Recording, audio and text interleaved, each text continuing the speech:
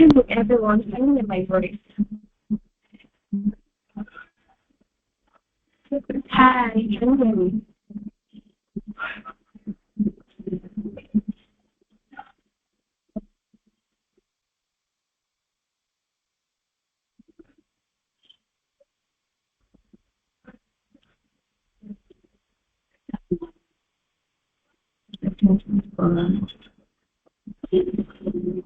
Hello.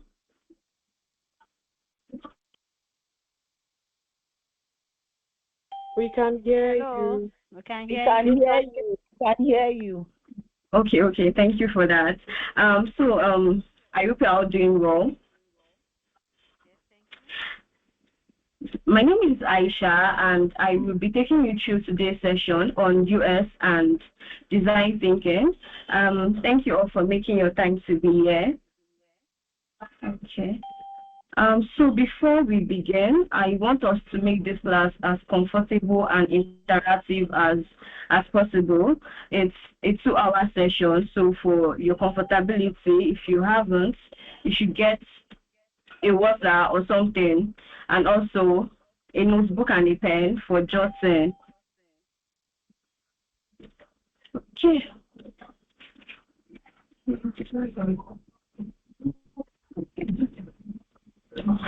Can you hear me clearly? Yes, we can. I can hear Yes, we can hear you clearly. Yes. The sound is saying it is breaking. Yeah, I can hear you clearly. Okay. So also... first, okay, thank you very much for that. First, let's start with something very, very interesting. Make use of the chat app and tell me about an app you use consistently, like an app you must open every day, and why you open it every day.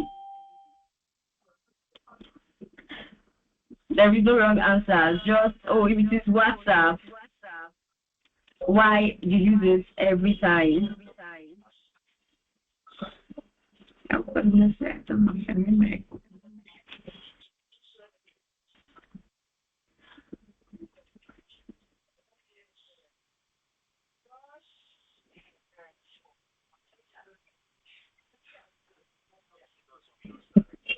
So don't just say the app. Say exactly why you must use the app. Is it like the features, or maybe like the UI? It is very, very nice or something. Just why.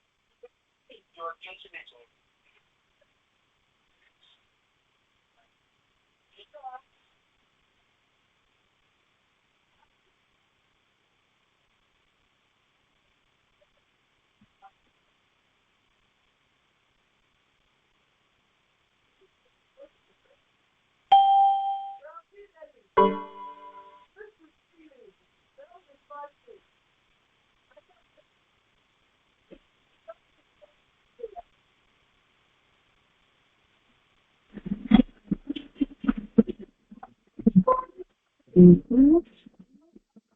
Okay, so we have some answers here. WhatsApp.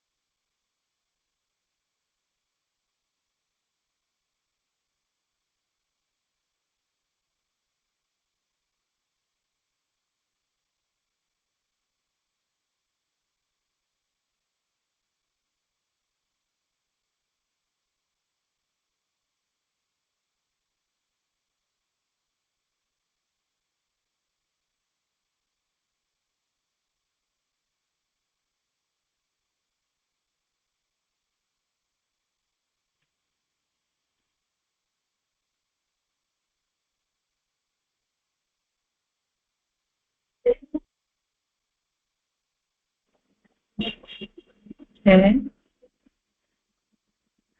Somebody here said WhatsApp. They use it for communication and disseminating information. Okay. Gemini. I use it for every day. I use it every day to ask questions and get answers. Okay, so is it just WhatsApp we're using?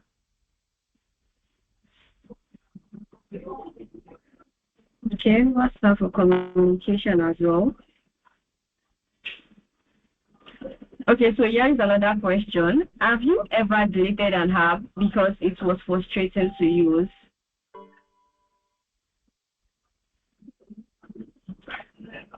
Just like yes in the chat box, have you ever deleted an app because it was frustrating to use?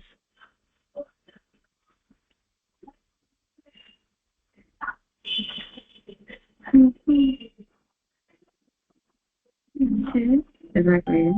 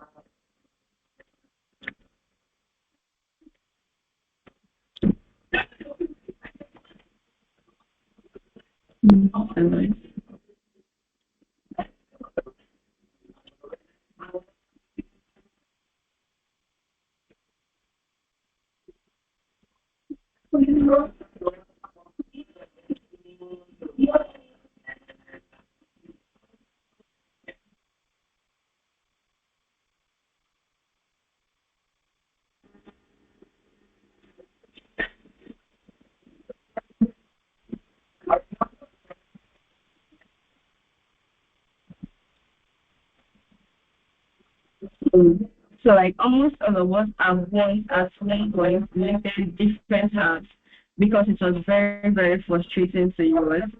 And that's basically what US is all about. There are apps where we enjoy and then we can't just leave. Maybe because, oh, the feature is very good. Maybe we just have something you genuinely need, or it has a very clean UI.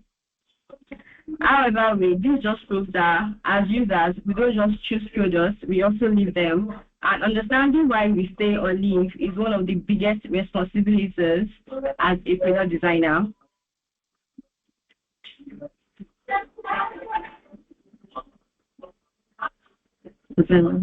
Okay, so now let's get into the US mindset. Firstly, what is US? US is basically user experience. Like we've all said, some apps that were very frustrating to use. It just means it has a very bad US. And some apps that we are choosing over and over again, it means it has a very good US.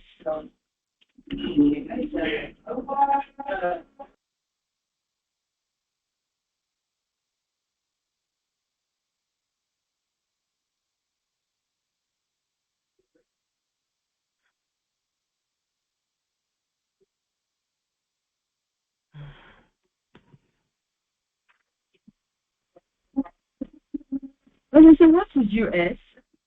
US is basically, like I've said, how an app works. It is how the internal experience of how we interact with every aspect of the company's product. This could be an app, a website, anything that is a product. It is how users interact with it. Who are the users? You and I. What is UI? The specific visual elements, buttons, typography, colors, that thing you see that actually interests you, that makes you want to like even please mute your mic. I did you want to please mute your mic.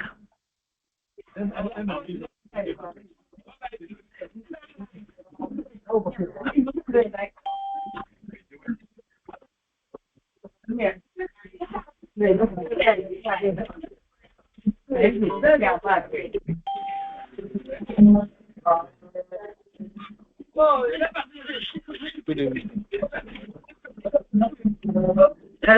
Adejumo.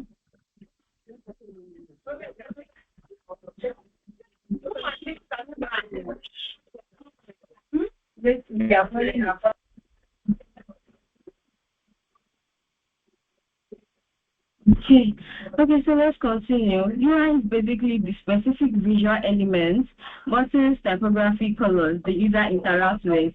It is how it looks. US is how it works, and UI is how it looks. Basically, that thing you see that like, oh, I love this color. It is very beautiful. That makes people want to try the app, but without even knowing how it works at first.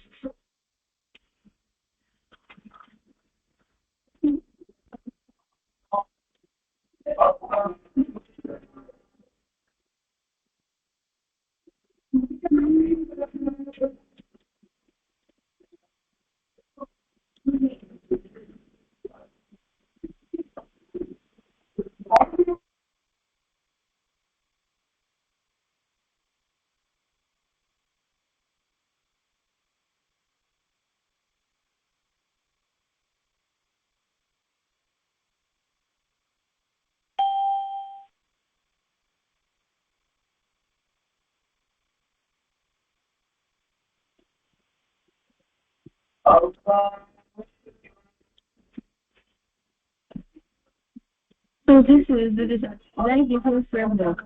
So let me use an example. We all said WhatsApp when I ask you what one app you choose consistently and you make sure to open every day.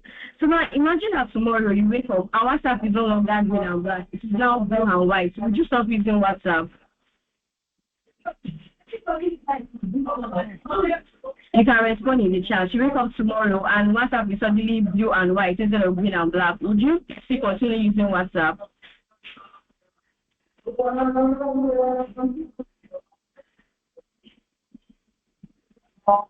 Okay, so that's for saying no. Okay, so why? Why would you stop using WhatsApp?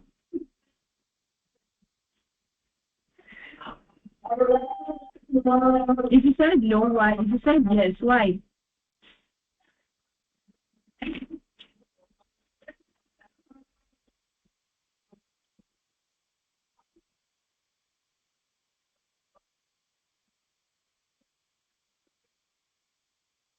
Just understand users. Because nothing changed, right? Just the UI. So that's why you still continue using WhatsApp. So for those that said they will stop using it because the color changed, why?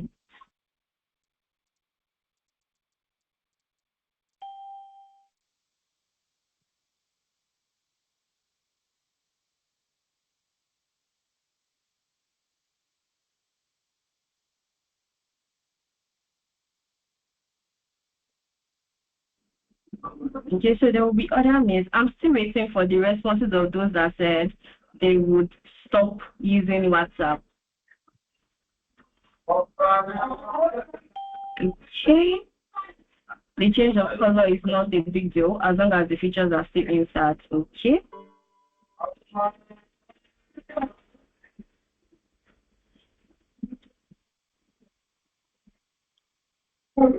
Okay, so majority of us here said that we continue using WhatsApp, and that's because the product is working. People choose to stay or choose the product because it works.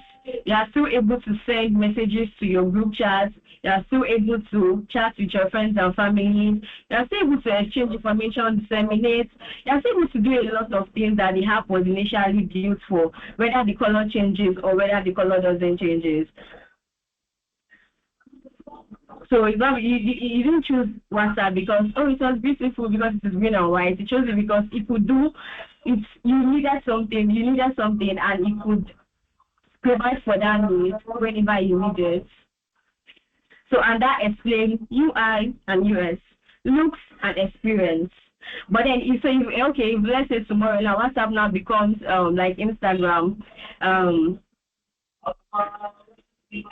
It's not because like Instagram, not on that, oh, you have to pay, or maybe like another app, let me not use Instagram in this case. So now you have to pay to actually send messages to like your family and friends like you would normally do. They'll tell you, oh, now you have to pay to send more than 10 messages. Would you still continue using WhatsApp? So you wake up tomorrow. And you realize that WhatsApp is not asking you to pay a certain amount to send more than 10 messages a day. Would you still continue using WhatsApp?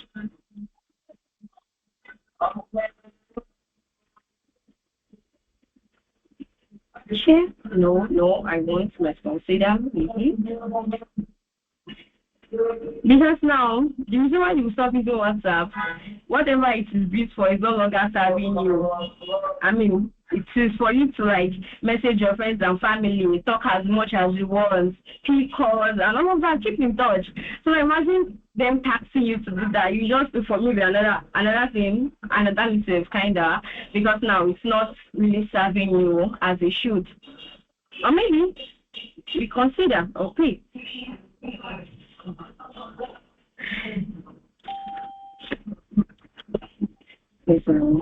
So what is design thinking framework? It's basically an iterative process. It is basically an iterative process that team use to understand users, challenge assumptions, identify problems, and create innovative solutions. That's basically the core idea of design frameworks. Iterative process that team use to understand users, challenge assumptions, redefine problems, and create innovative solutions. And one of the framework is empathizing, setting aside your own assumptions and research your real user needs. Let's say, for example, you want to create an app for UNILAC students. Let's say an app that, or students in general, an app that converts PDF into bulleted points and makes it very simple to scan through. I mean, you can all agree that that is definitely what every student needs. That's basically what every student needs. Who are your users in this case? Students. Who will use the app? Students. So people that will use the app are the users. So the first thing you want to do is empathize with them. Identifying a particular problem and researching their real needs. So you are sure that whatever you are building or whatever you are proposing as a solution is solving the exact problem they have. So empathizing. Okay, now we have our problem. You ask them, students in general want to like maybe a website on app that translates their long PDFs into bulleted points or into very simple versions. So it is very easy for them to scan through. That is the problem. The second thing we want to do is define the problem. Then now we hydrate. So define, state your user exact needs and problems clearly. We've done that. So next thing we want to do is we challenge assumptions and create ideas for innovative solutions. Like this idea now, you think it wouldn't have existed. It probably existed. So this is where ideation comes in. You challenge assumption. How will it work? How does it work? What features do we need to have there? Whatever it needs to be added. What do we then need for it to be an easy thing for them to? Because it's a one thing to design and have. It is another thing to make it accessible to your target audience. So if, let's say, for example, I mean, your target audience are busy students that are probably juggling so many things, work, school, family, a lot of things, and different issues. So we don't want it for certain. They are juggling different things, different courses and other things. So we don't want to create maybe like an app that makes it very hard for them. Maybe okay, I want to just upload my PDF and get my response immediately. Now you are building an app that has like 4 screens layer. So I have like first, okay, I have to first upload the PDF.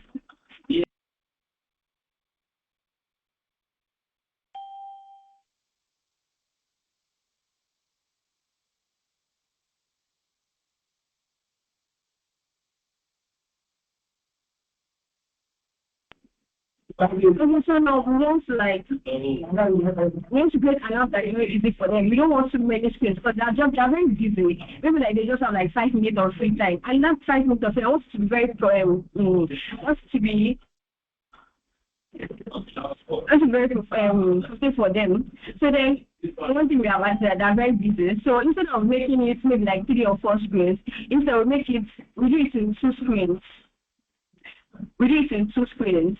For example, when everyone's like login or sign up, and I see put in your email, put in your passwords or whatever, I am scanning through the screen to look for sign up with Google or continue with Google. Why? Because it makes it very easy. Instead of sitting out there looking at, oh, is this email correct? Or did I miss a letter or not? I can just click continue with Google, and it makes it very easy for me.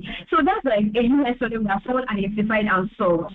As a busy person, when I go to, and I'm just going to Amazon, I'm like, I'm come back to this, or if it's like something I must do immediately, I'm going to have like that like, oh my god, what's it doing? Because I don't have continue with Google. And then it has it now, so I just have to click and in 10 seconds or 30 seconds, I'm already signed into the app I want to use, and I'm already getting whatever I want to get done myself. So that's basically a US problem that somebody solved that is improving a particular user's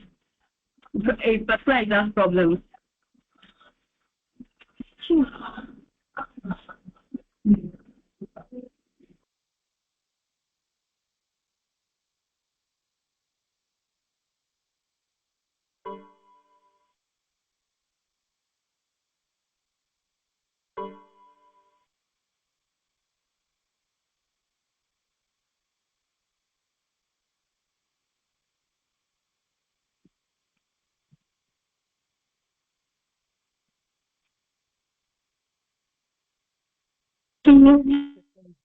Research, basically gathering data. So you are not the user, you are the designer. In this case, you are not curating the experience for the user. You are not the user. So designing based on your personal preference, because you love red, so you just use red. Because you love the screen at the top. Oh, sorry.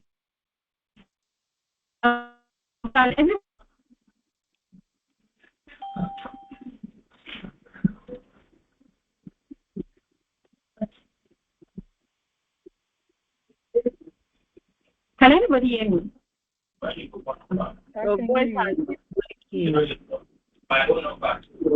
Okay. So user said, like I said earlier, it's basically gathering data. I don't know what to do.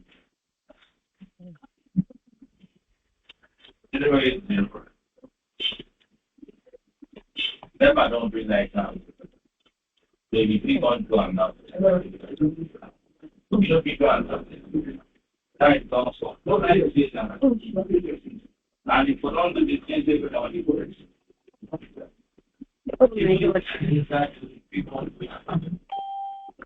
Can anybody hear me now? I don't know why it is breaking. I should try connecting again. Okay, can everybody confirm they can hear me? I can hear you. I can hear you. Okay, perfect. So like I said earlier, user research, gathering data, you are not the user. Always keep in mind that you are the product designer, and what you are doing basically is creating the experience for the user. So you want to make sure that whatever you are designing basically is solving the user problem and is something that the user actually needs. Please mute your microphone so you don't disturb the others. So designing based on personal preference is a critical failure. So you will say, oh, because my favorite color is blue, let me just use blue.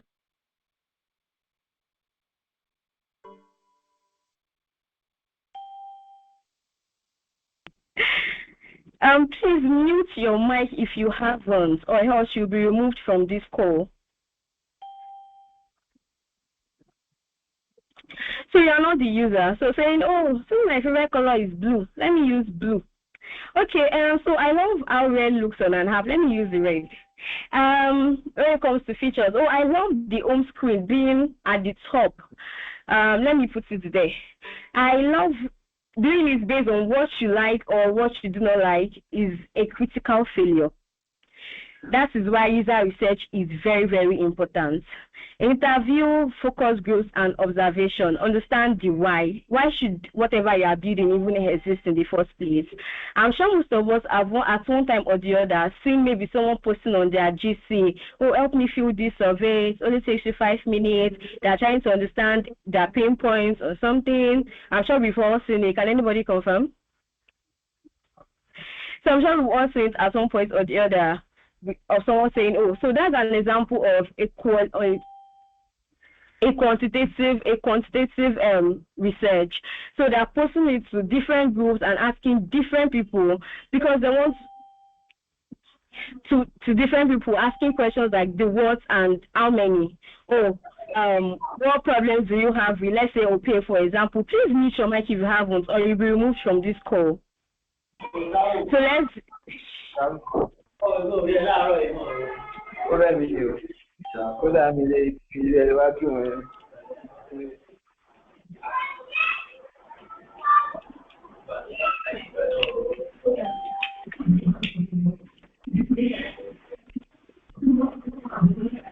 Okay, I'll check on this video.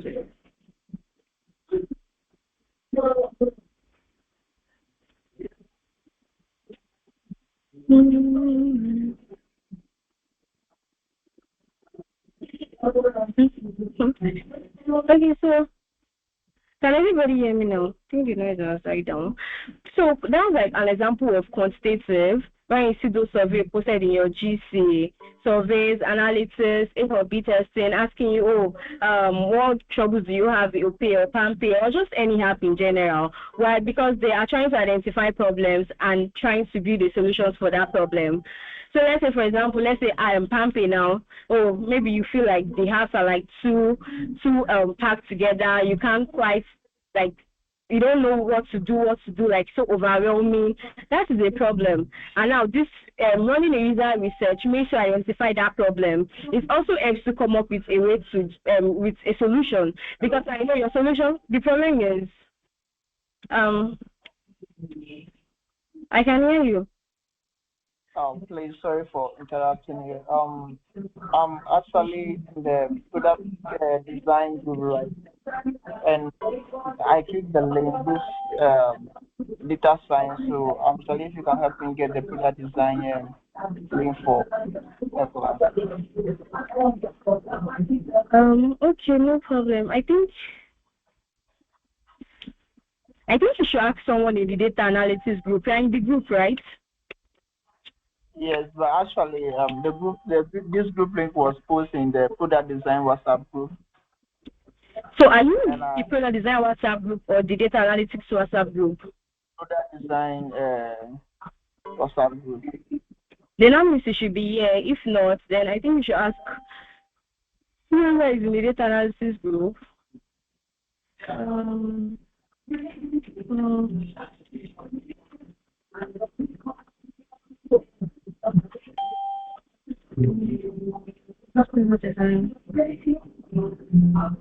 I'm going to try. Not in product design group. Please kindly use the call now.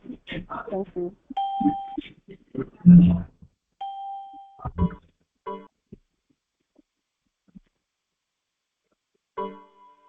So, please, I think this is product design, right?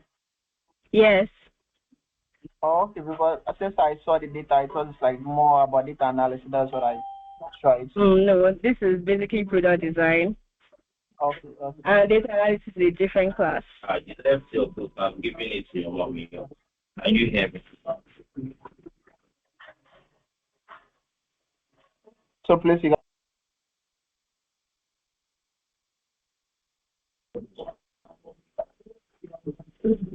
So once again, if you are not in the product design group, or if you are not supposed to be here, please you can exit the call. Okay, so we have two types of user research: qualitative and quantitative. Quantitative focuses on what and how many, while qualitative focuses on the why. Why? This is you trying to get inside the user's mind. Why do you think, oh, now we know that PAMPay, according to our quantitative research, the features are like everywhere, and you can't go and, like, you don't know what to do when you open the app. It is very overwhelming. Then qualitative research makes you get into their mind more to understand the why exactly. So this is done with, quantitative can be done with over 1,000 or even 1 million people. You see people posting survey links everywhere. While qualitative is focused on a few people, let's say 2 people or 3 people or 4 people or just a group of maybe 5 or 10. It is very close. Interviews, focus group, and observation, because you're observing whatever the user's feelings, the user's emotion when they open this app. How are they feeling? What like the first thing they do when they get there, and all of that. So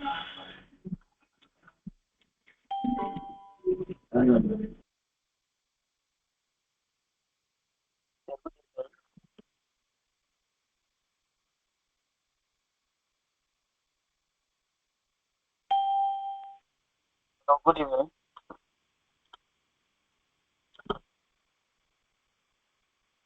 good evening, I can hear you.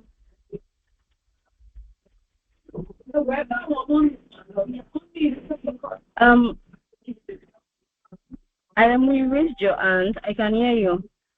Okay. I'm so sorry. I want, because yes, I could not, maybe it was my network or your network, because I could not be able to get the message you are passing. That is number one. Number two, the concept of this answer that because I can see that you are mentioning product design, mentioning graphic design. Which class are we doing presently? And from the, I could not join from the start for me to be able to grab what the message is, that presentation and everything like that. So that is my own question. Okay, so for the first question, I'm really sorry you were not able to hear properly. You should have told me that. Secondly, I never mentioned graphic design. This is a product design class. Thirdly, okay, I think I've answered your third question. So this is a product design class, not a graphic design. So if you are meant to be in the graphic design class, this is the right time for you to leave.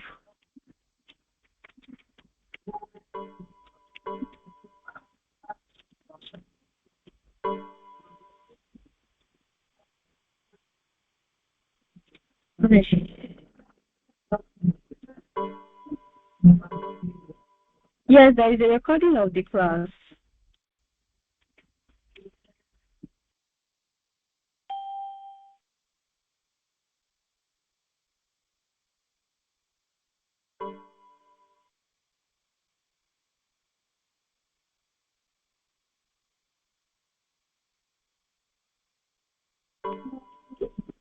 Okay, so just saying, if you can't hear me properly,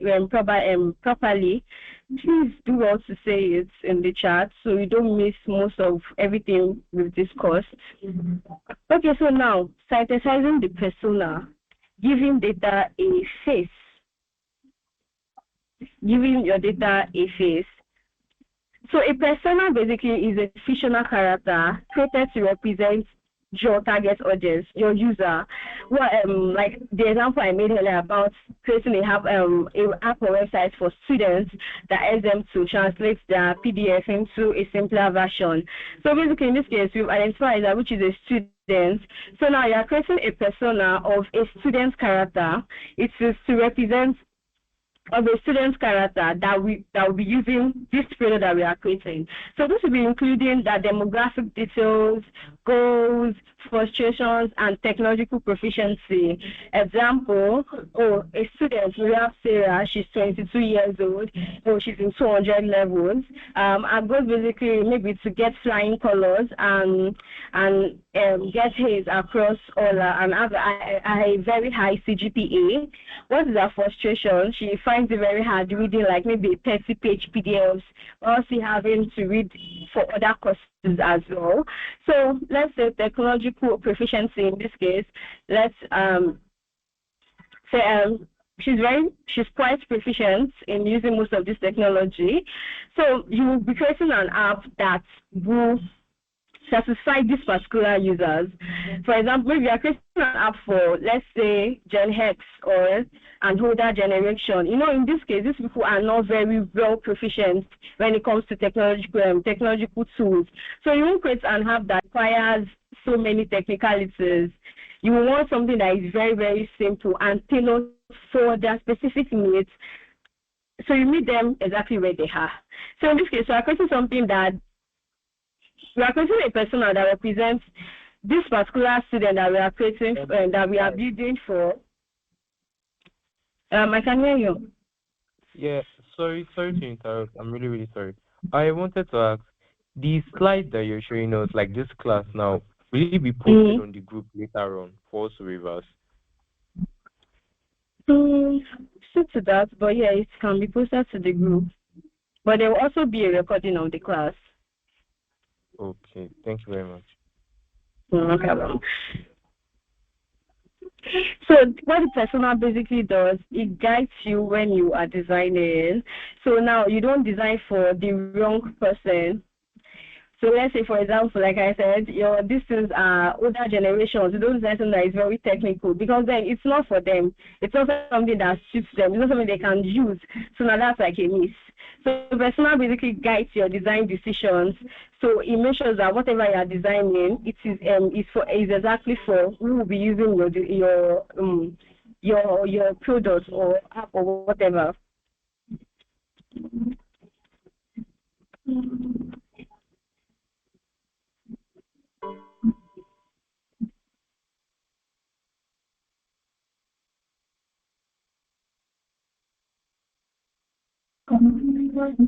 Please give me a minute.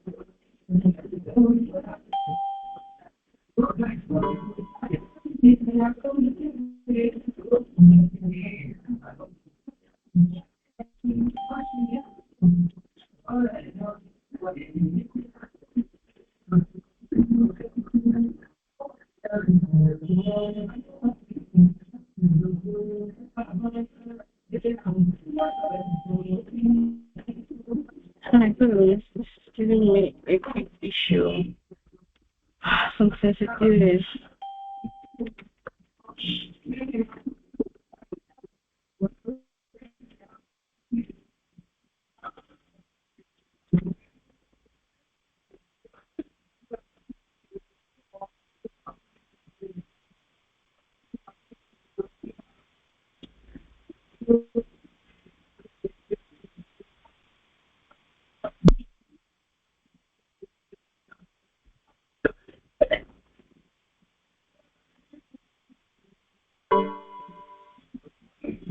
Okay, so we're moving to information architecture.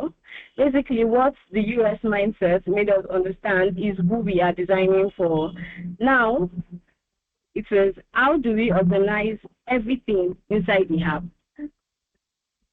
That is basically what information architecture is. Sorry.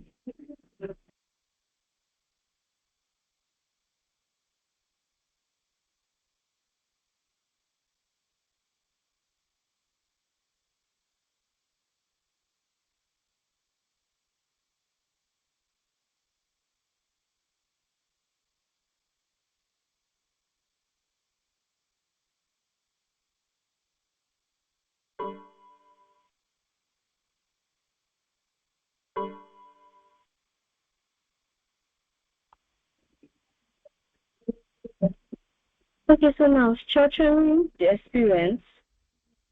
First thing is the concept, information architecture, the visual organization of the app's content. Think site maps and navigation menus so the users don't get lost.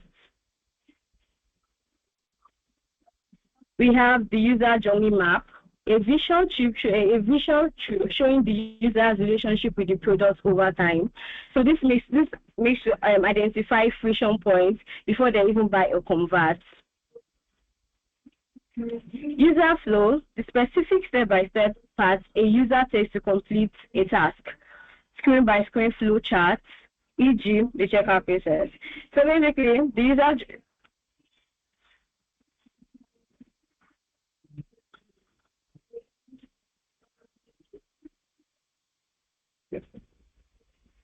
So it's a very simple explanation for this. Let me make use of Uber. We've all, like, at some point in time, ordered boats, Uber, or whatever. So basically, the user needs a ride. When I need a ride, obviously they're heading to a destination.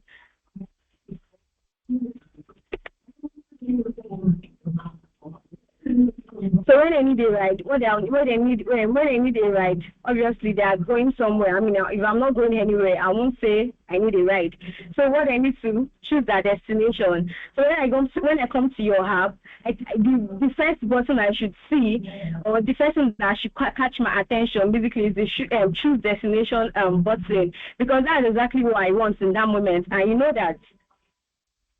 Then after choosing destination and confirming, choosing my drivers and all of that, I confirm the driver arrives and my trip ends. That's my user journey. My user journey basically went from needing a ride, choosing my destination, confirming, choosing the driver, confirming, waiting for the driver arrives, I get to where I'm going to, the trip ends. So basically, that's the user journey. Okay.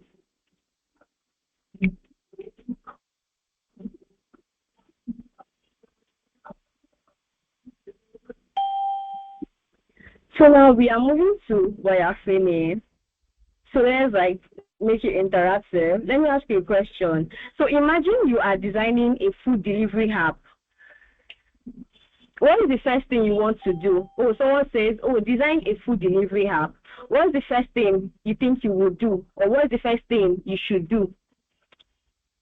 Is it survey? Is it a personal? What is the first thing you'll be doing if you are tasked with designing something?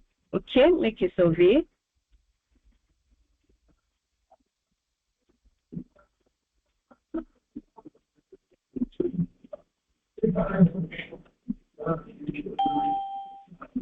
Yes, I'm still waiting for all of you guys' responses.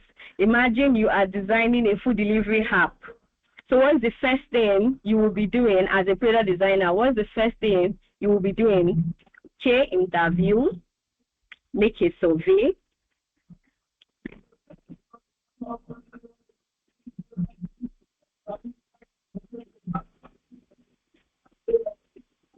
Make research. Okay, so here's another question. So what problems do you think your user might face? You are designing a food delivery app, right? So what problems do you think people you are designing for might face?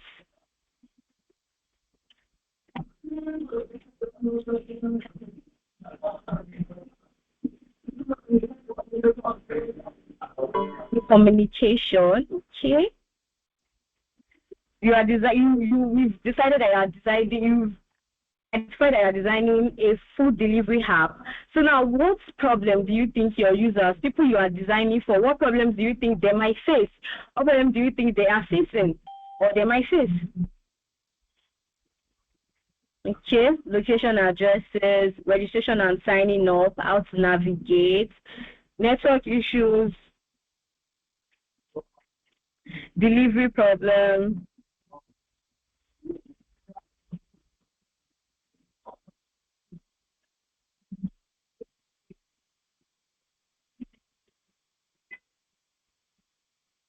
Hi.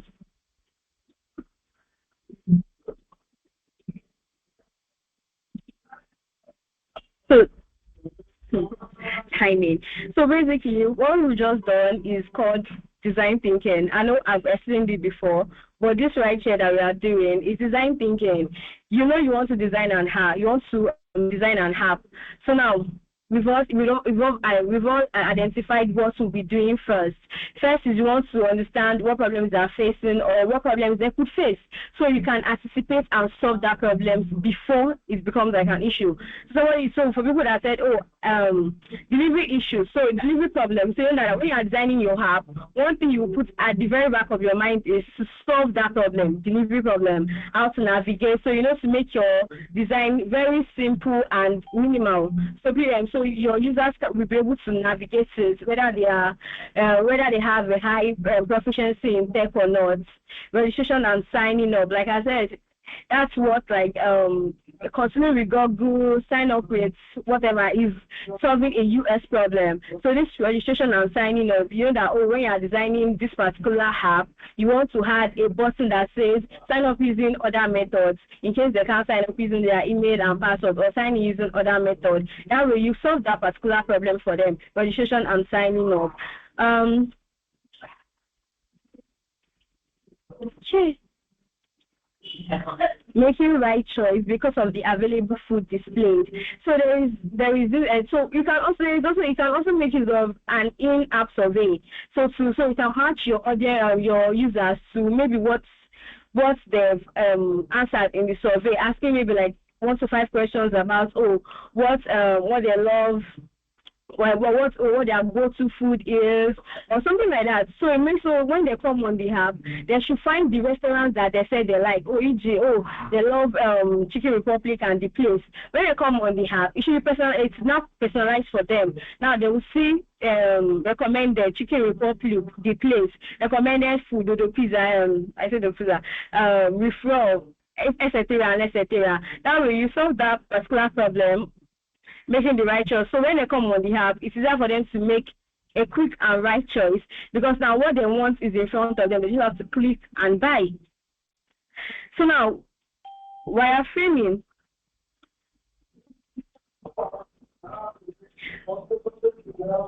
We have different types of wireframing. Wireframing is basically having, before adding colors, images, or even typography, you want to build the skeleton, and that skeleton is wireframing. You want to know where your buttons will be, how and where you want to. Is it going to be in sessions, in cards, in box? Just how you want to do it. Before adding colors, images, basically the UX, how will every button be placed? Where will they be placed? What's like your CTA? What's like the first thing you want to catch the user's eye? Everything like that before adding any visual thing or anything.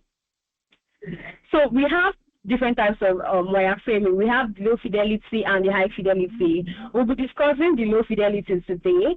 So the low fidelity are rapid sketches, usually on paper. So you have your pen and paper, you draw the shape of your move and all of that. So usually on paper, often on paper, used to establish where elements will live on screen. Like I said, it makes you decide, where do you want to add the buttons, where do you want to add this, where do you want to add that, before you even open your Figma at all. So this, open your Figma or even add any colors or images. So the rule, no color allowed, keep it grayscales, buttons and lines to prevent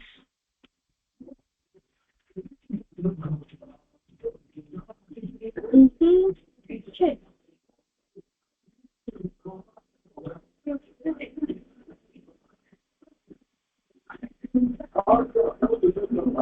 So this quote, good design is actually a lot harder to notice than poor design. In part because good design fits our needs so well that design is invisible.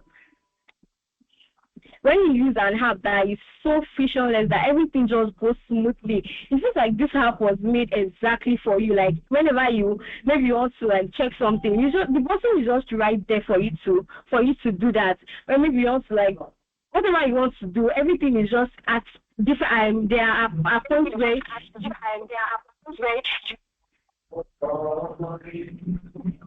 Rebecca, can you mute your mic, please?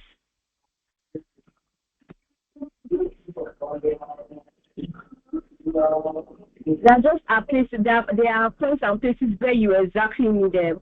So you cannot know you can't notice because it just simply works. But if it's a bad design, you remember that particular app that gives you so many frustrations because whenever maybe you want to like send messages, something else pops up and now it's very frustrating. You can't use it. You remember that more than the good one that you've used.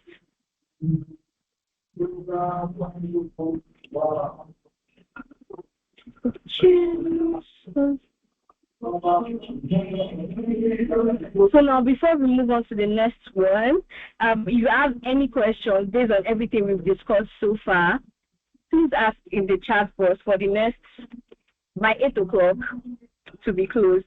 So if you have any questions based on everything we've discussed so far, please make use of the chat box and ask your questions.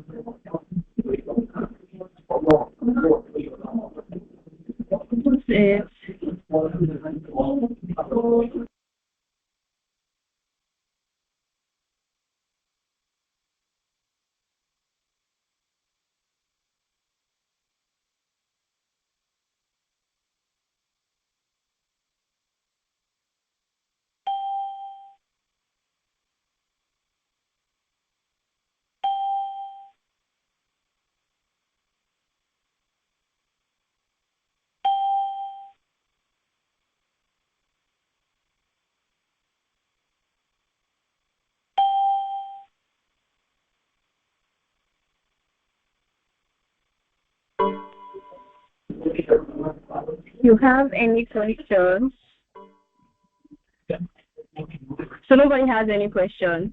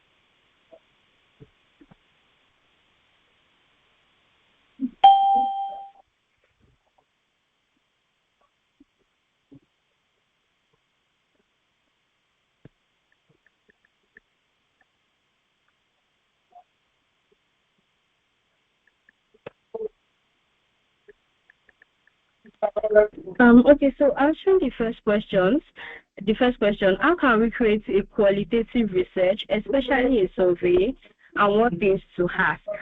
So first, before starting your research, one thing you want to have is your research goal. What are you trying to learn? For the half for students, are you trying to understand why they have problems with their PDFs and why they can't actually understand it? Will they be willing to pay maybe a certain amount? Or let's say this product is available, are they willing to pay? Can they afford this thing?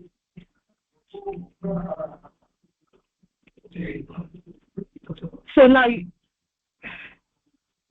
basically, your research goal guides you, so you know what to ask, so you're able to ask good questions.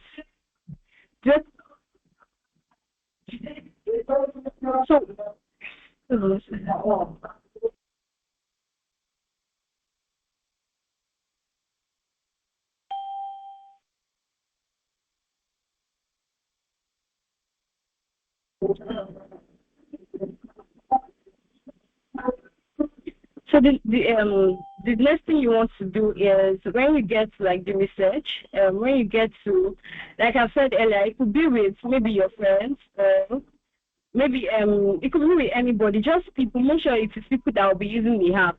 Imagine maybe you walk into, let's say in the lab for example, and you pick like maybe a student or three, you to ask them questions. Make sure the questions you're asking them are open-handed. You don't want to give them options. So make sure it is coming from their own experiences.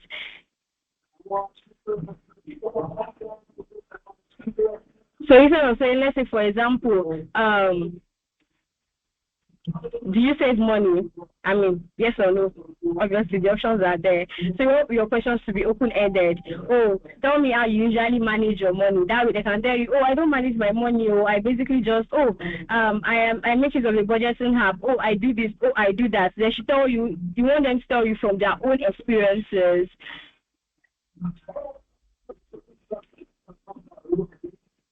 You want them to say from their own experiences. Second, one thing you should not do is lead them on. So instead of saying, maybe one of them mentioned, oh, I use this cloud for this, and I say, don't you find that app confusing? That is wrong. So it should everything about the interview should come from their own experiences, and it should be open-ended. What challenges do you face? What apps do you use? I've said that. What challenges do you face? If there is a chance to build another app, what features would you love to see there? What things would you think will even make you save? It will make you save even better. Is it an app that has an investing feature? So instead of just putting everything into quick save, you can also now invest. So we want our questions to be open-ended. Let them answer from their own experiences and what they want. So that's basically what qualitative is, and that's what separates it from quantitative. Quantitative are usually not open-ended. So you're asking questions like, do you save money? Then you put your yes or no. So you guys can come and seek and all of that.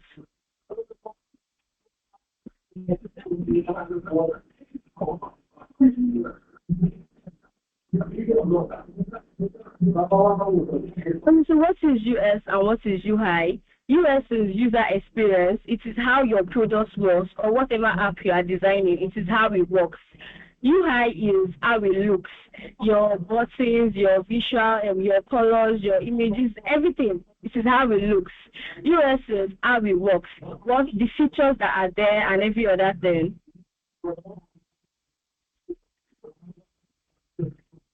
Okay, yes, this line to be available on WhatsApp.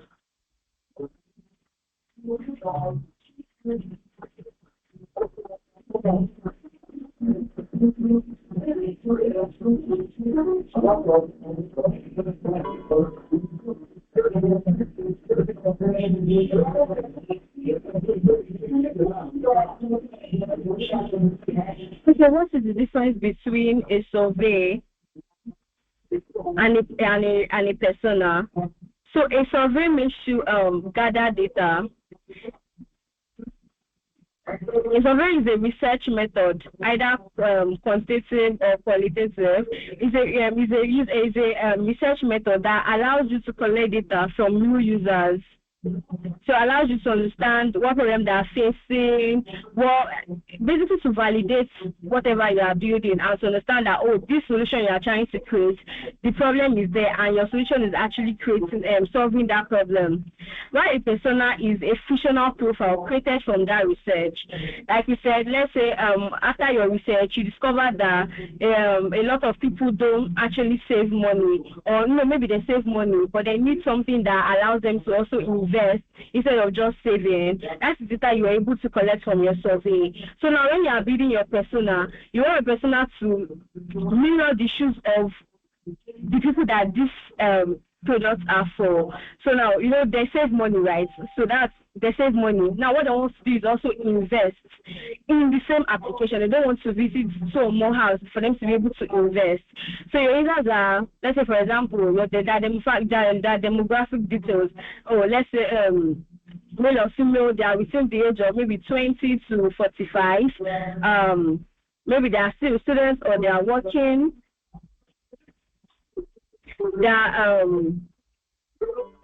What they currently do, they save money. What they want to do, they want to invest. So your own is to create a profile that matches whatever your whoever your users are. So it's a personal guide, your design choices, your design this thing. Why you be putting your navigation bar, the colors or whatever. I mean, if you're designing for the older generations, making use of white is not recommended. Why? Because of their highs. So you want to make use of a cooler or whatever, of a warmer color that is very, very welcoming. So that's basically what a persona does. It guides your decision. Why a survey validates that solution. So it allows you, it confirms that whatever solution you are building is actually solving that problem. So imagine if you do not do the survey, you will create another savings app that doesn't have the investing feature that your users want, and then it's just going to be like other apps. But now that you know that this is actually a problem, you are creating not just a savings app, but with an investing feature. So your users now can now save and also invest.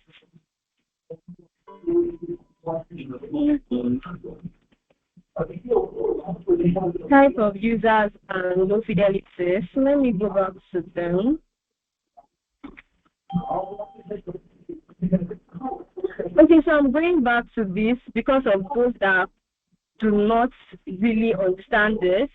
So user research is basically you gathering data. You are not the user. In this case, you are the product designer. So you can't design based on personal preference, based on your likes or dislikes.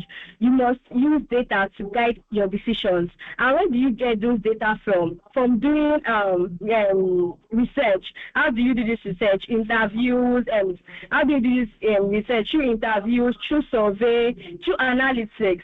Those are where you get your data from.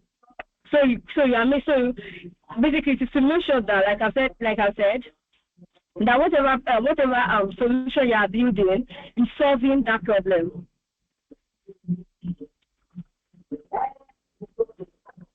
And also, check and low fidelity. So low fidelity is like the first step you do after collecting your data, after doing everything, before you add like your colors, images, or typography. You first want to get yourself a pen and a paper. What will you be doing there? You want to have rapid sketches to establish where your elements will be on the screen, your features. Where do you want let's say the home and the menu. The navigation bar, where do you want it to be? Do you want it down or up? So basically, a low fidelity makes you establish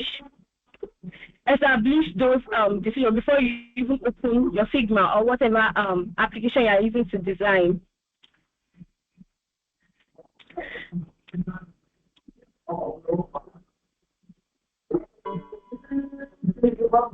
What is Figma? Figma is an application you use to design.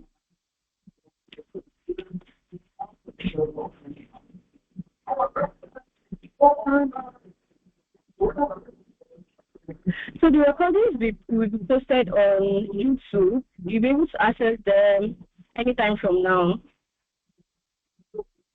Oh my God, I'm really sorry, you can't hear me.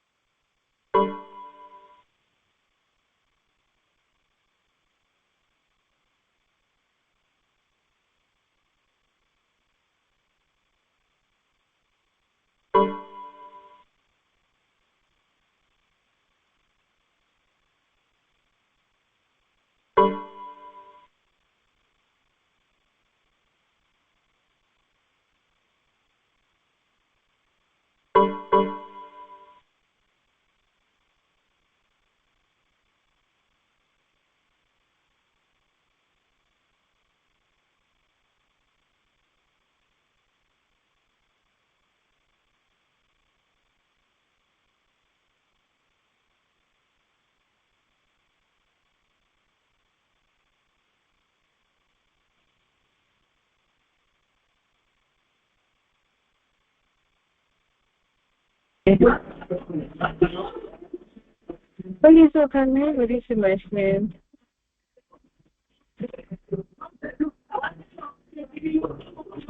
Can you hear me properly now?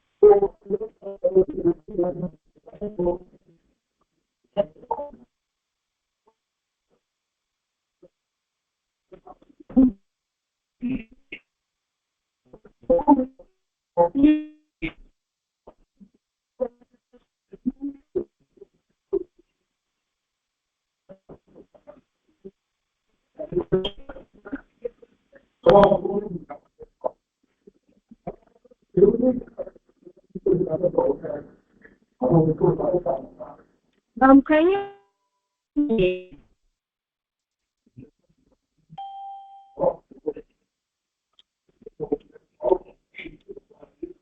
Good. Facebook is mad.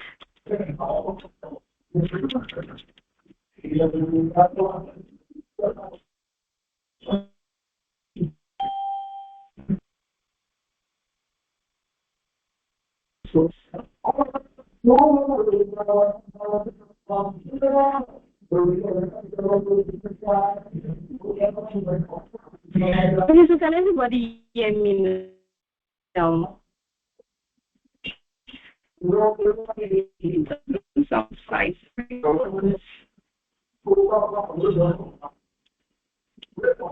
Can anybody confirm they can hear me? Is it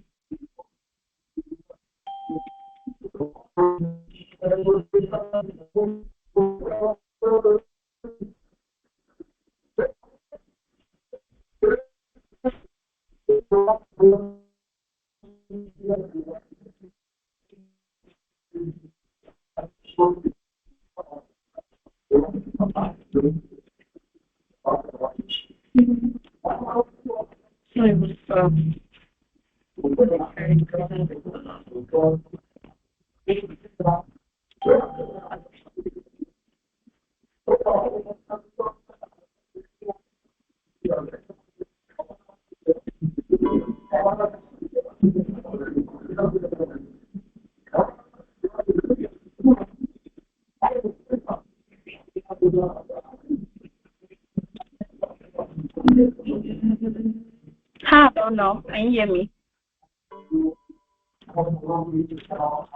I think I should rejoin.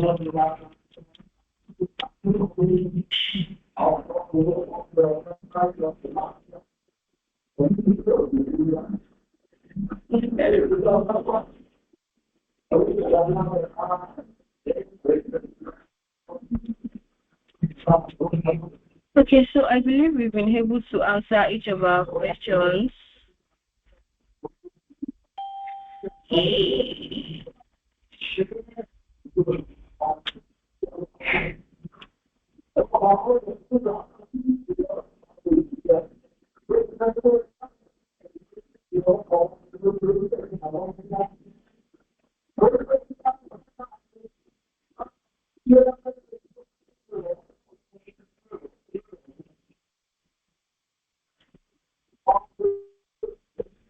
Really sorry for this network issue. I don't know what to do.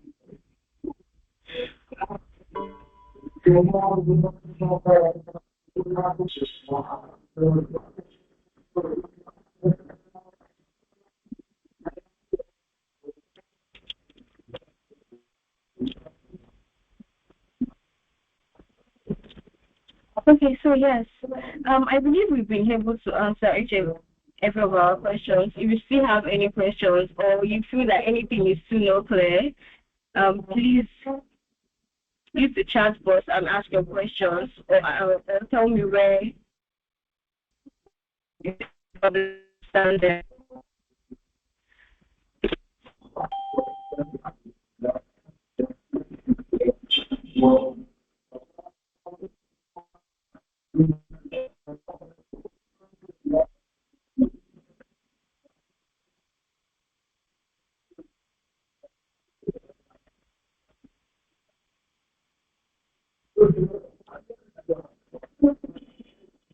Okay, so in the absence of no questions, let's move forward.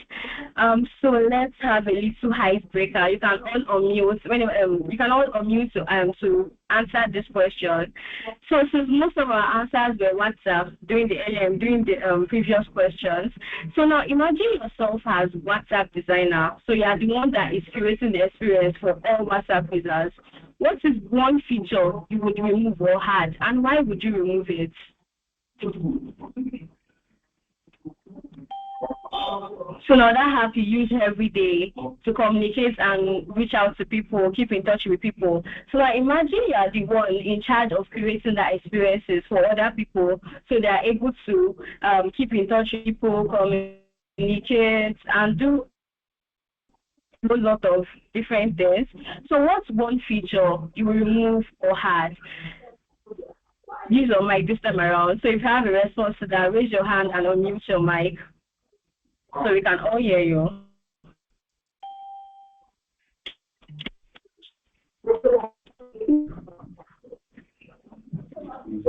Maybe everybody can hear me.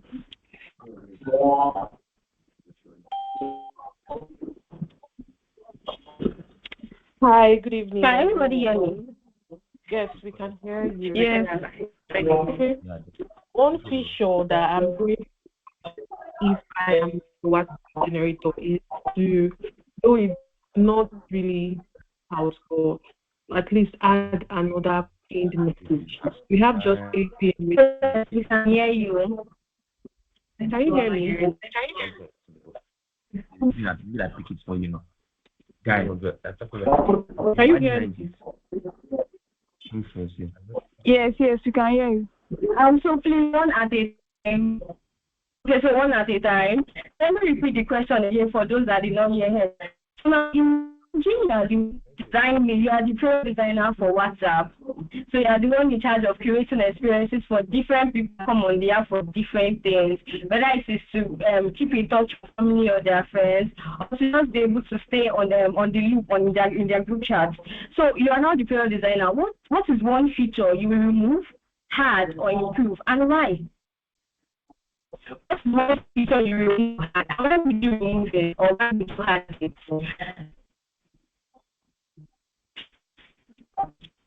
Okay. So that answers and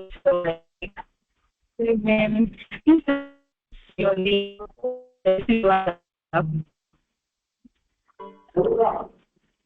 Elizabeth, and one feature I would love to add if I'm creating a WhatsApp is to allow more than 3 things. Me, myself, I have many things doing on WhatsApp, so I have 3 pinned messages. And today I tried to pin another one to make it 4, but it wasn't possible. So I think one feature that I will add is to make available another pinned space for any messages at all. I don't think I'm going to change anything too, because it's already a good app. So that's my answer. Okay, thank you for that. Any other person has a different thing, and I feature they will change, or do they become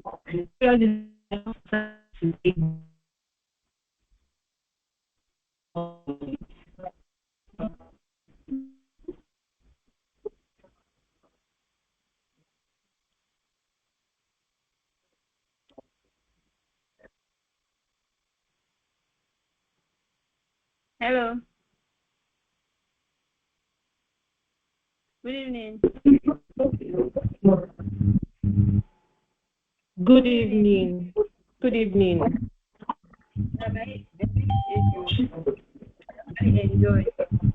Is that WhatsApp? update. So like since I was like, oh, there are some things I want to change my like only for me to update like at some point I put that they actually that feature that wow, for these people like they reading my mind, that kind of thing. Like that is one thing that I've added for the mind already. And that's now is that reaction on that like somebody to quickly react to something that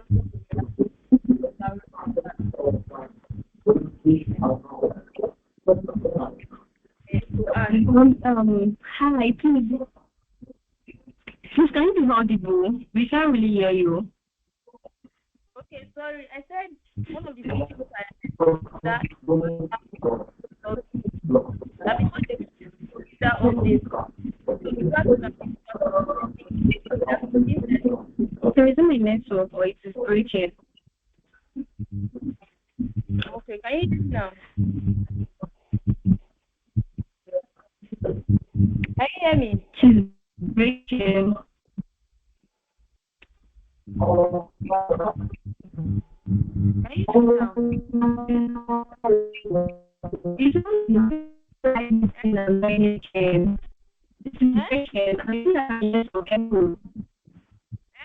Maybe she should try using it again. Can you hear me? Okay, yes, we can hear you now. Okay, I'm saying that one of the features I actually like about the WhatsApp status audio. That can you hear me? The update. I was only like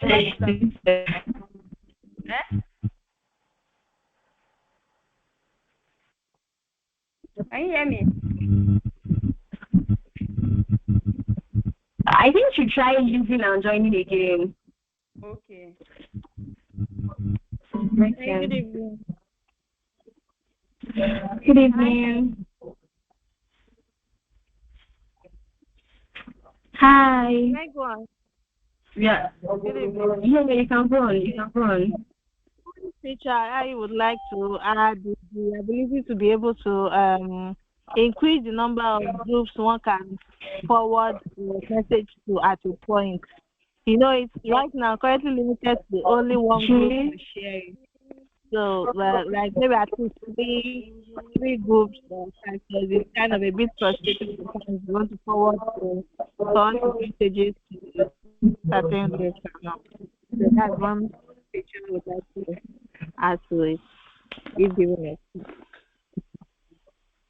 Okay, that's a very good one. I feel like that will solve a lot of user problems, a lot of them. So, any other one while we are waiting for Ejiro to join back? Good evening. But can you hear me now? Okay, yes, I can hear you. You can speak. Okay, I was saying that one of the features I like is the WhatsApp status audio. Can you hear me? Okay. Yes, I can hear you.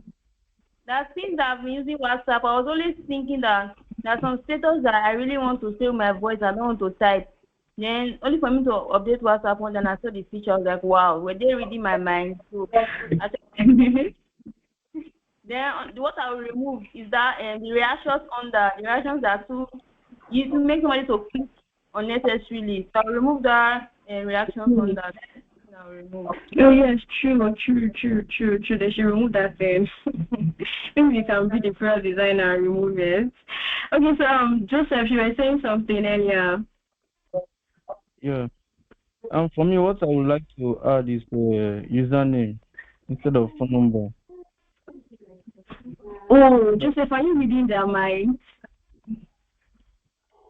The future is being introduced soon. Yes, I can hear you.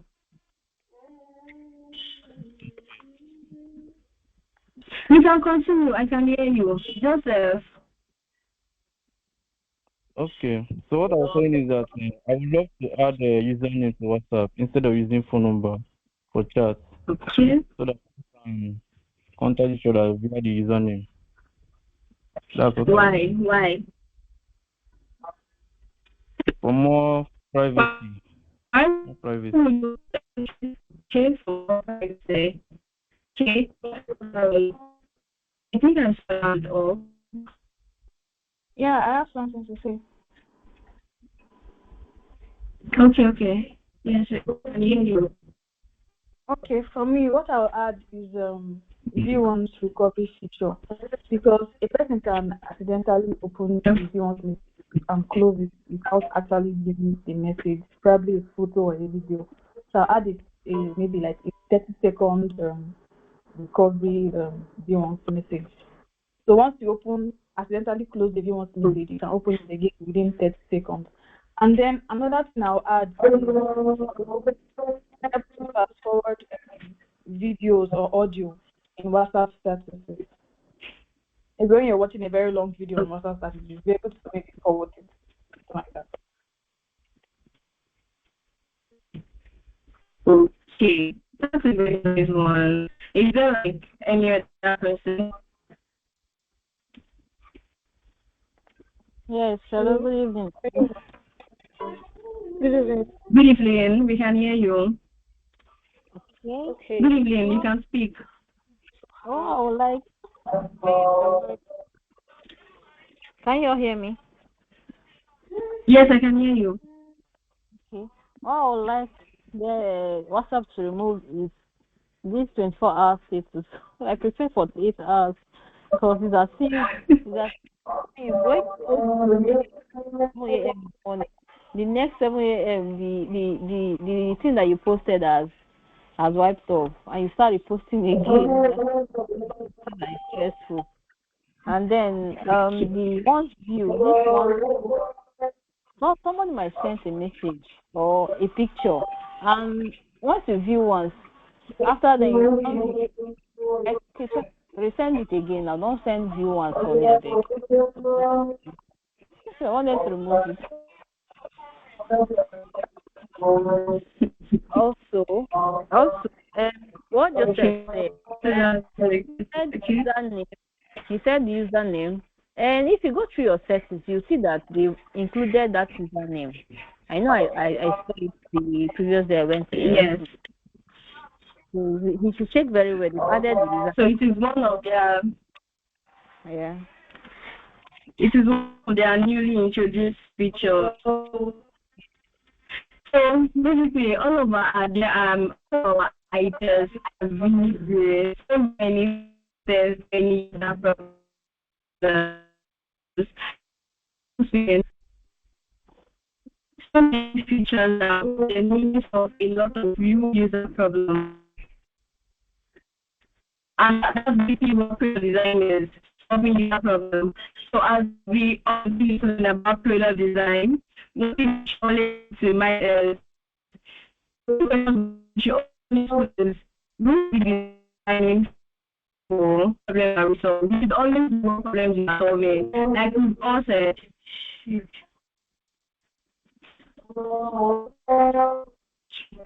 Can anybody know?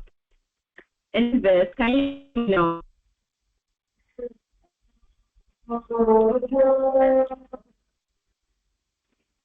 Okay. So it's fun.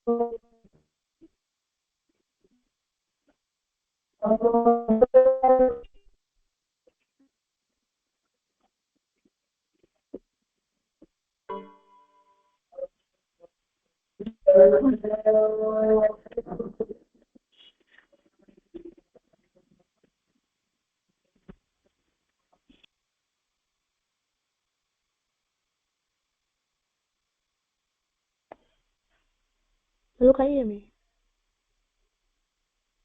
Hello, good evening. We can hear you. Okay, so the thing I'm going to add, the feature I'm going to add on WhatsApp is an AI-powered search that can help someone search for something. Because when you search for, like, you've been chatting and then you need something, like in the chat, a very old message, it's going to only help for you to look for that particular message you want. Or maybe lecturers and other messages that closed it or like piled it up. So here you can just say, please, the lecturer note that the PDF the lecturer sent or the important message lecturer sent or this thing that somebody sent, and then the AI is going to help you like bring it out instead of you just scrolling through your WhatsApp DM. Does that make sense? Yes, continue.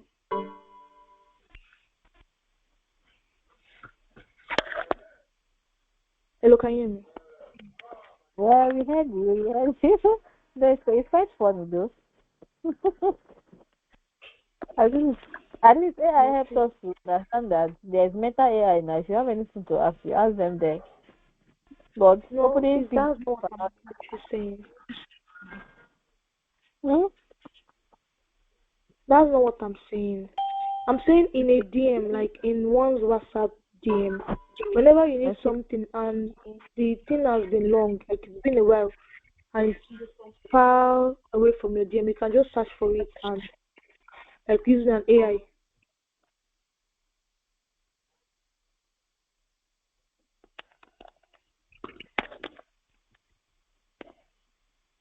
Okay. I get what you're saying now. Okay. We'll leave it for our admin to answer now. Host. Okay.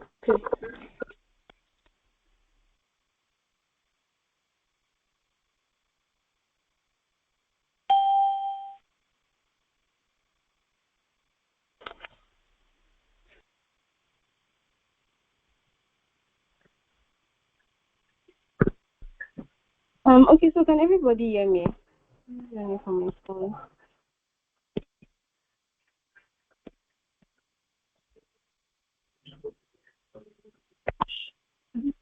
Can everybody hear me? Yes, I can hear you. Yes, go ahead. Yeah. Okay, thank you. Okay, so all our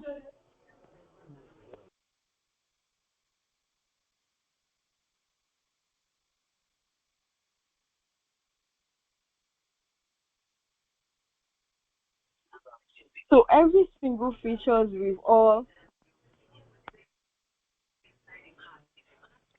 said we'll be adding or removing is solving one user problem or another. Like everything is actually very great. In fact, I might steal them and create my own WhatsApp. So basically, one thing we should all put in mind as we continue learning product design and progress in our product design journey is that there are some questions that we must always ask. This question will always be there. If someone says, "Oh, come on, we design and have," there should always be the first thing that comes to your mind.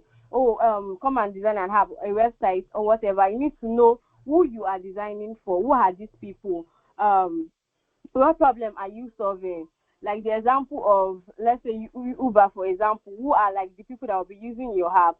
People maybe working class or people that just need to get somewhere very quickly, people that need to move from point A to point B very fast without the hassles of general transport, public transport.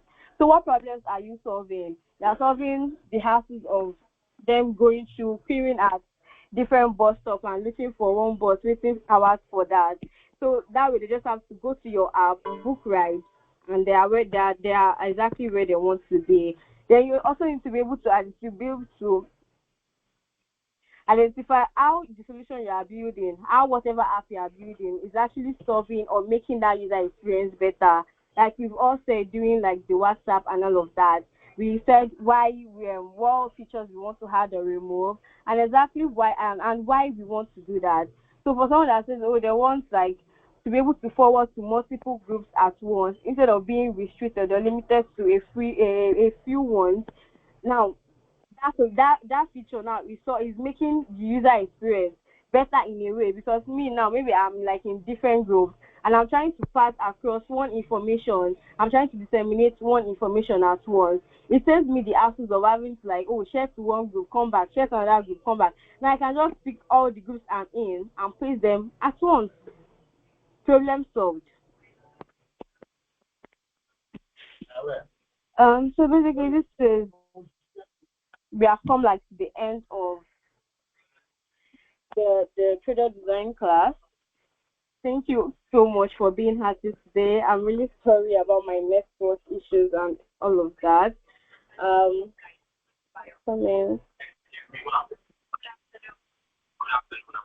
Now we are moving to our week 1 assignment.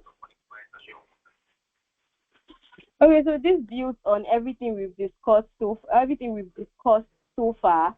So choose an existing app that frustrates you. It could be WhatsApp, a local banking app, or those of you that deleted one app because it was very frustrating at the beginning. Pick that app. Create one user persona representing the primary user. The primary user in this case can be you because, you used the app. It was very frustrating. You could not use it. So now sketch a low fidelity wireframe. Like you said, your pen and paper for low fidelity wireframe. Proposing a better vision-free layout for its main screen. What can this app, what features, what layout can this app integrate to make you, the user that once left, come back? To even improve their existing users' experience. So pick that app, create a user persona, sketch a low fidelity wireframe on paper, proposing a better vision-free layout for its main screen. It could be a feature, it could be just a vision filler. What can they add? What can they remove on the main screen? What can they add on this main screen that made you, the initial frustrated user, come back to the app? So the deadline is on or before 5 p.m. on Saturday. You can take a screenshot of the screen, but I'm sure the slides will be provided for you, and the recordings will be available as well. So you can always have access to the recordings after, and I'm sure the slides will be provided as well. So you can all take a screenshot of this. So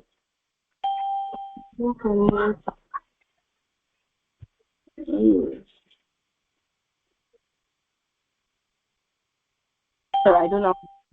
I have to shout. So I'm saying it again. This is your okay. So this is a week 1 assignment. Basically, what it builds on everything we've spoken about during this session. The foundation, you have to choose an existing app that frustrates you. When the start was at the beginning of the class, I asked a question about have you ever used an app that frustrated you that you had to delete? And most of you said yes. Some people said there are multiples. So pick any of those apps that frustrated you. It could be like, maybe it was the features were too overwhelming, or it wasn't solving the problem you wanted it to solve. It could be anything. It could be a local banking app, a school portal. It could be it could be anything. Just one app that frustrates you.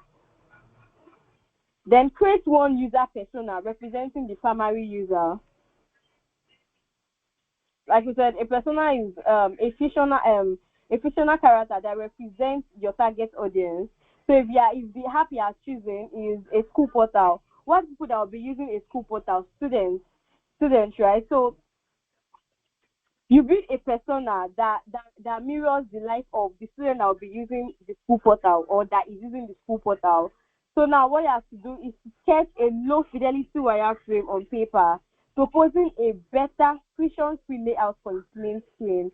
So basically, this app that frustrated you or this website that frustrated you that you have to delete or even like ignore, create a user persona representing the primary user and sketch a low fidelity wireframe on paper, proposing a better vision-free layout for its main screen. This could be, maybe features you want to remove or features you want to add. Just however, how would you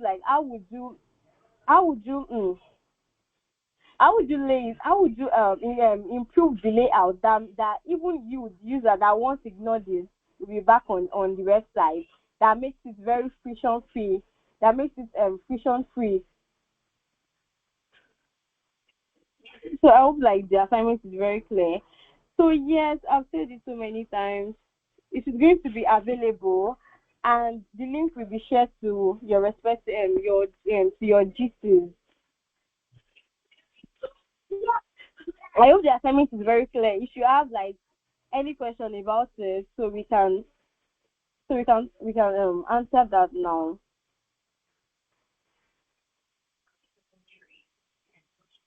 Is the assignment well understood? If it's clear to everybody, this is something you definitely can do. Okay, so the first one, can I rephrase?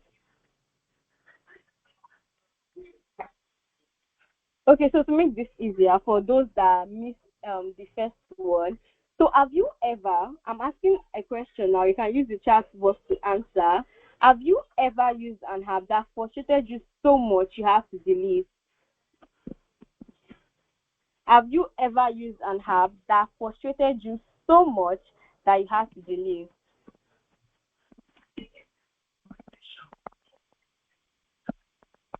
You can use the chat box to respond.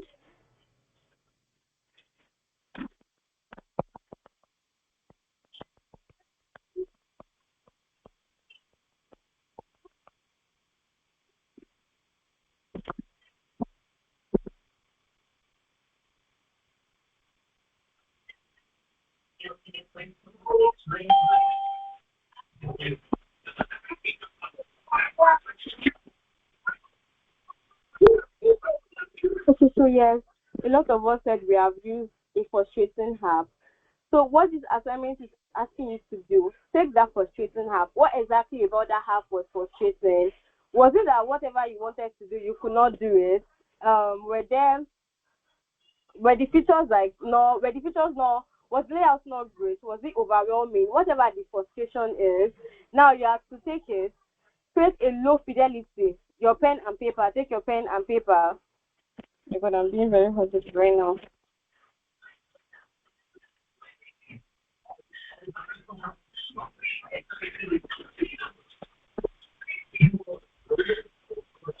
Okay, so can everybody hear me? Am I audible enough?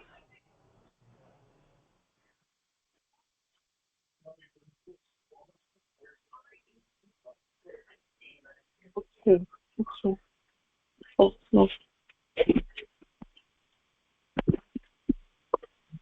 Okay.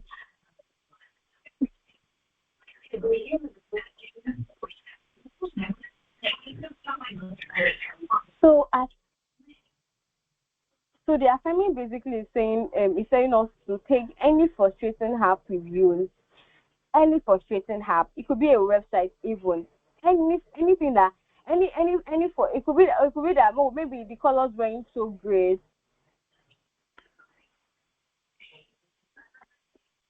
I realize. Let me see if I can leave.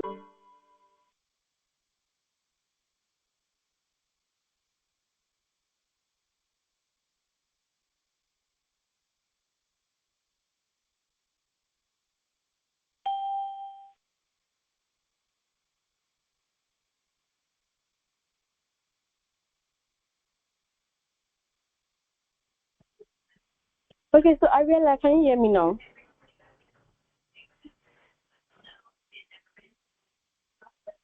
Can everybody hear me?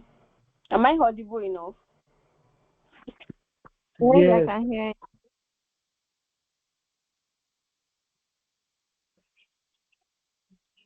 Hey, Mos, do you have a question? You can Yes, I tried to type the question, but it's like you're not seeing the question. I said if we are during the week, maybe we will have some difficulties in the assignment. Is there someone we can reach out to, probably to put us through the assignment, or I don't know, until we submit before we can get the assignment?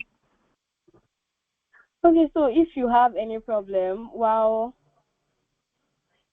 attempting the questions, you can on your GCs, you can always reach out to the admins on the group chat.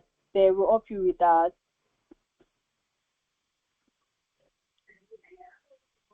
Okay,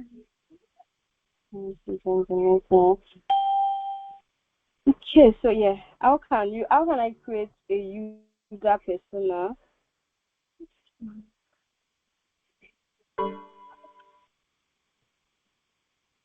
Okay.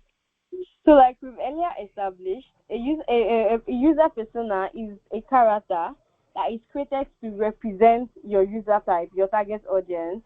So what you should include in your user persona includes that demographic details. Think, for example, let's say you are bidding for students.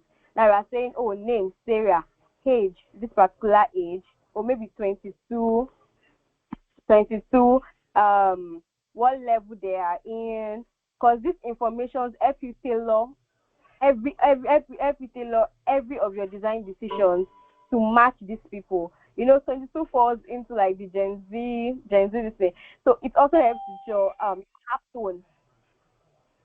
Then their goals.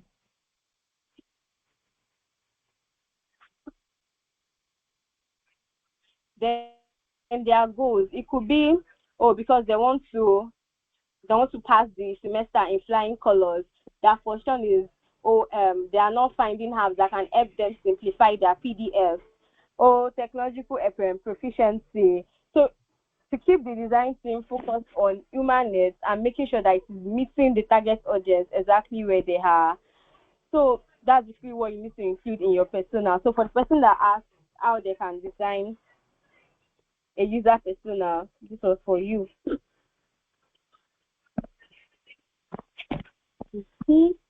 Where are we submitting the assignment? So I'm going to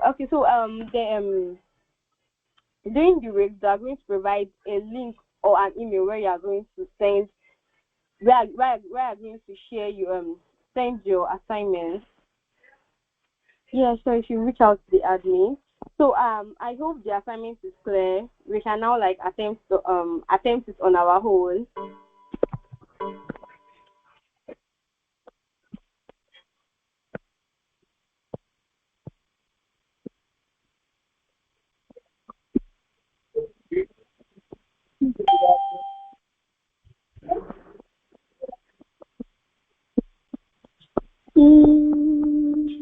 And with this, it brings us down for those that are just joining, so they can take a screenshot of this.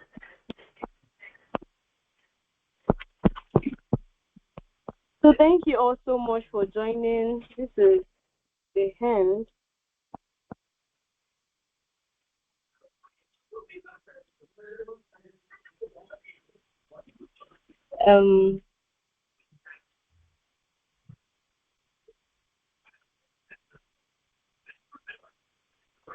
So no, when you are designing a user persona for the assignment, the details and goals should not be of you. In this case, you are the product designer. You are not your user.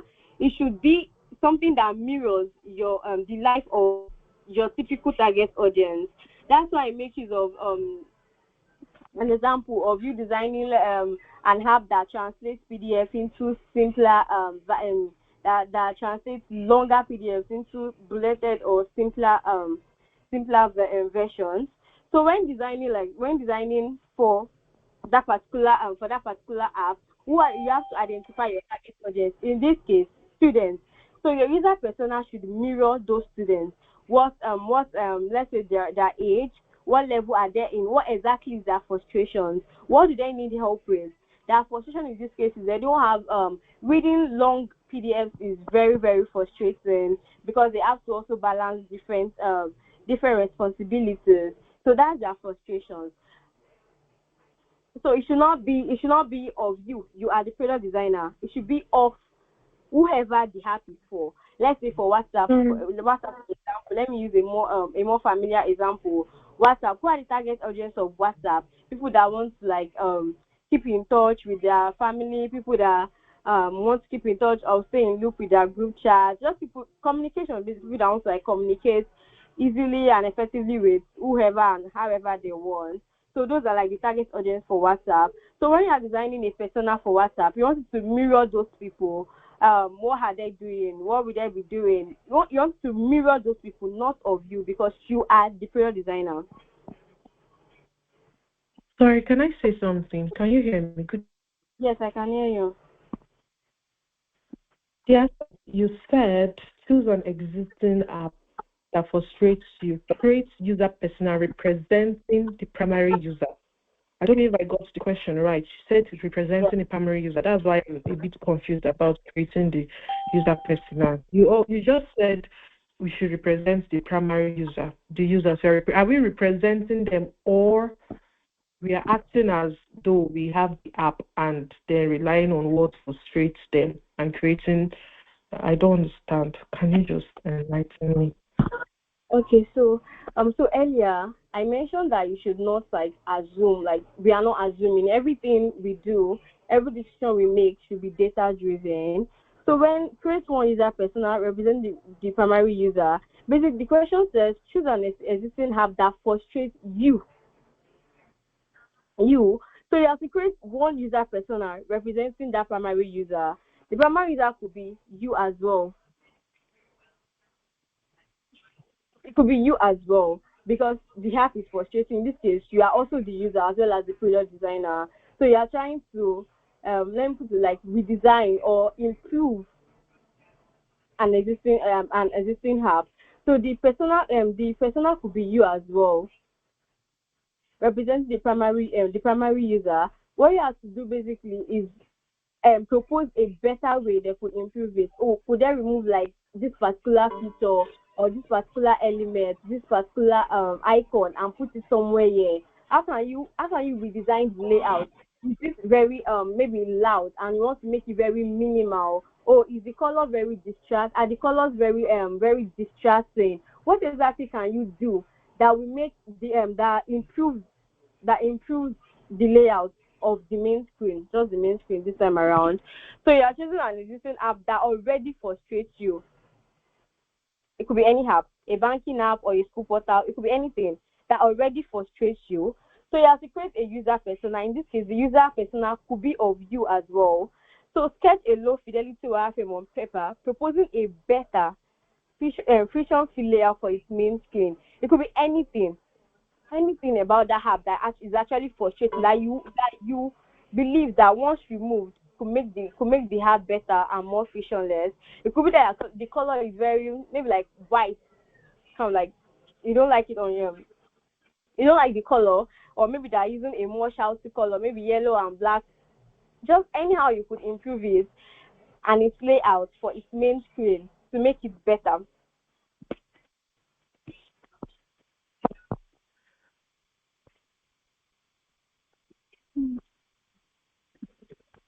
So I hope I've been able to answer all of our questions.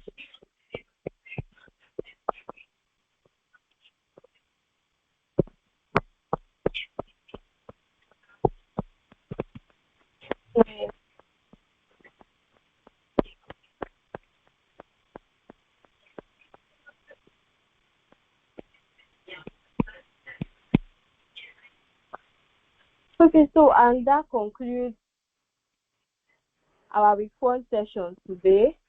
Thank you all so much for being active, and I'm really sorry about my network. Make sure to improve it before the next class. I hope today's session showed you that product design isn't just about making beautiful screens. It goes way beyond that. It's about solving real user problems for real people. Thank you so much for joining. The recording will be available anytime from today. The links will be shared in your group chat. If you have any problem along the way, or you don't still understand one thing or another, you can reach out to any of the admins and they will be more than happy to help you. So with that, we conclude today's session. Can't wait to see you guys next week. Thank you so much and enjoy the day and have a good night. Wait, there you go, bro.